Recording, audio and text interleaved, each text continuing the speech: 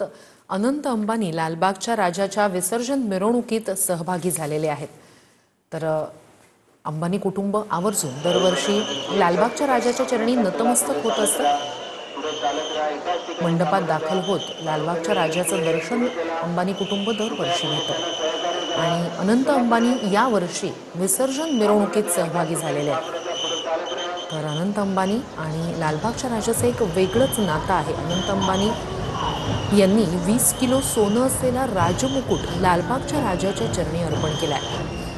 या मुकुटात हिरे आणि इतर मौल्यवान धातूंचा रत्नांचा वापर करण्यात आलाय आणि दरवर्षी अंबानी कुटुंब जे आहे ते लालबागच्या राजासमोर लालबागच्या राजाच्या चरणी कोट्यवधी रुपयांचं दान अर्पण करत असतात। कोट्यवधी रुपयांचे विविध सोन्या चांदीचे मौल्यवान असे दागिने अलंकार अर्पण करत असतात।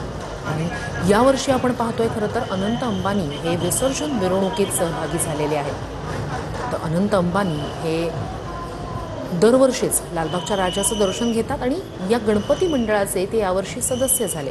त्यांना या मंडळाचं मानद सदस्य करण्यात आलं।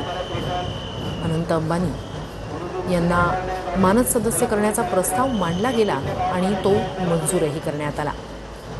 खरं तर जसं सर्वसामान्य भक्तगण असतात ते लालबागच्या राजाच्या चरणी नतमस्तक होत असतात, तसंच अनेक नेते मंडळी, उद्योगपती, कलाकार सुद्धा आवर्जून लालबागच्या राजाच्या समोर नतमस्तक होत असतात। सगळेच जण सगळ्यांच्याच मनात एकच भाव असतो, तो म्हणजे त्या गणरायाप्रतीचा भक्तिभाव।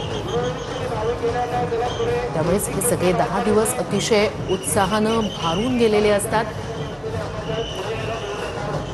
लालबागच्या राजाच्या विसर्जन मिरवणुकीत यंदा मोटराईज तराफा वापरला जाणार आहे। तर त्या संदर्भात थोडं जाणून घेऊया। लालबागचा हा मोटराईज तराफा त्या ठिकाणी तयार करण्यात आलेला आहे। तर भक्तिभाव, सुरक्षितता आणि तंत्रज्ञानाचा संगम असं या तराफ्याला म्हणता येईल। भार सांभाळताना तराफा स्थिर राहावा यासाठी विशेष अभियांत्रिकी तंत्रज्ञानाचा वापर करण्यात आला आहे। तराफ्याच्या चोहोबाजूंनी पाण्याचे फवारे उडवणारे स्प्रिंकलर बसवण्यात आले। तर यावर्षी तराफ्याची रचना आधीपेक्षा सुद्धा दुप्पट आहे। समुद्रात मार्गक्रमणासाठी कुठल्याही बोटीच्या सहाय्याची गरज या तराफ्याला असणार नाही। तराफ्याच्या तळाशी विशेष अशी प्रणाली बसवण्यात आली आहे। लाटांचा वेग, दिशा हे सगळं लक्षात घेऊन तराफा स्वतःच नियंत्रण ठेवू शकतो। विसर्जन करताना हायड्रॉलिक लिफ्टिंग सिस्टीमचा वापर होणार आहे। तराफ्याचं संतुलन, पाणी पातळी, प्रोपेलरच्या वेगावर नियंत्रण ठेवता येणार आहे।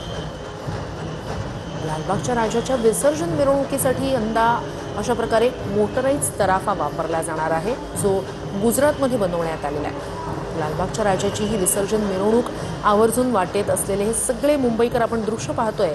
आपले मोबाईल कॅमेरे काढून आपल्या मोबाईल कॅमेऱ्यांमध्ये लालबागच्या राजाची छबी टिपण्याचा सगळ्यांचा हा प्रयत्न आहे।